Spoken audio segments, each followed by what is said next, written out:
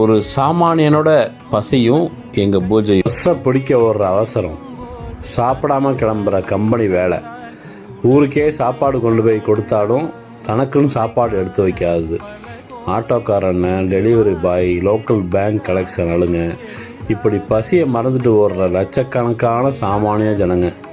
இவங்க யாரும் சாப்பிட காசு இல்லாதவங்க இல்லை, குடும்பத்துக்காக ஒருவேளை சாப்பாடை மிச்சம் பண்ண நினைக்கிறவங்க.